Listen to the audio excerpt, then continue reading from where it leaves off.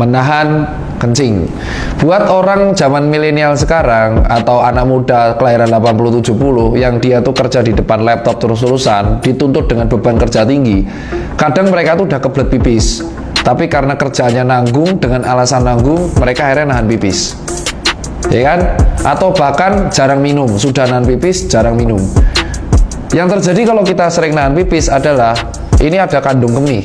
Kantung kemih atau vesika urinaria. Vesika urinaria itu harusnya steril. Ketika kita nahan pipis, ini akan penuh.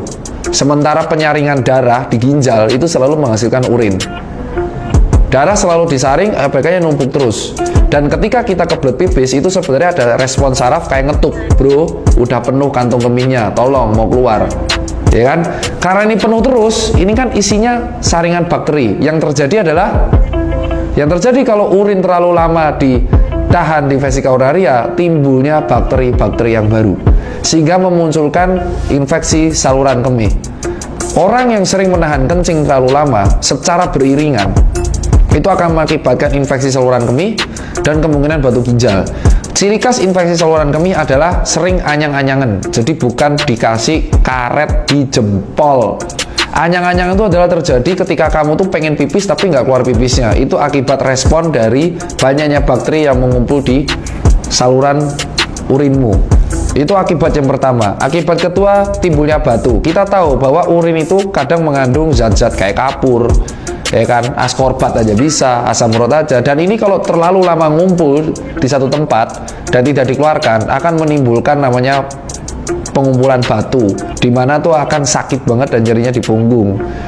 Ketiga, akibat yang karena kamu sering nahan kencing adalah terjadi infeksi di bagian uretra dan ureter. Jadi ureter itu antara vesika urinaria, saluran yang menghantarkan dari vesika ke uretra, ya, uretra. Dan yang terjadi adalah terjadi infeksi juga di bagian di situ, dan ini sangat berbahaya banget. Kamu kalau berobat di sini harus pakai antibiotik yang dosis tinggi, golongannya fluoroquinolone salah satunya. Dan jujur bisa demam, muntahnya itu bisa sampai warna coklat, ya kan, dan gak enak. Nyeri yang paling ganggu banget tuh ISK, karena bisa kambuh-kambuhan. Dan kalau sampai ke ginjal, bisa menyebabkan infeksi ginjal yang berinfek pada sindrom nefritik, nefrotik, atau bahkan gagal ginjal. Ya, dan sebenarnya ini terkait juga dengan minum air putih kayak gini tuh. Ini 30 ml dikalikan berat badan. Jadi kalau berat badanmu adalah 70 kilo, berarti minimal kamu harus minum 2,1 liter per hari. Dengan catatan kalau ada kejadian gagal ginjal atau gagal jantung, kamu harus konsultasi dengan dokter penanggung jawabmu berapa banyak minum atau air minum yang harus kamu minum. Pada beberapa kondisi kayak alkohol, ya kan, soda, minuman energi, minuman stamina, itu juga memperberat kerja ginjal. So, kalau kalian pengen ginjal kalian sehat, kalau sudah kerasa kencing, pipislah.